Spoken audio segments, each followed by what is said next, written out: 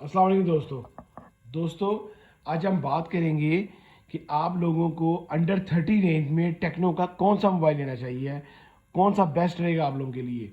तो सबसे पहले अगर देखें तो टेक्नो का स्पार्क गो है, 2024 मॉडल है, पहले 2023 मॉडल भी आ चुका है।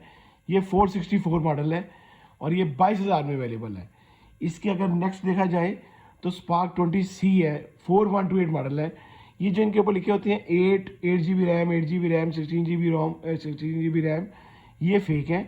4 GB में है ये भी 4 GB में है, जिसपे 16 लिखा है, ये 8 GB में है। दोबारा मैं बात करूँ 20C जो मॉडल है स्पार्क 20C, ये 4128 है और ये 25,000 में अवेलेबल है। इसी के साथ जो स्पार्क 20 है, ये 8256 के साथ बहुत ही कम प्राइस के साथ आपको 32,000 में फ़ोन अवेलेबल है। ये तीनों फ़ोन जो हैं अंडर 30,000 की रेंज में आप लोगों के लिए बेस्ट फ़ोन है। जो आप लोगों की प्राइस पॉकेट में फ़ोन आता है आप लोग लाजमी ख़रीदें।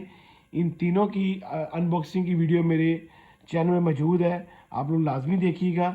कोई मैसेज हो तो मुझे लाजमी कीजिएगा जी। अल्लाह हाफिज़।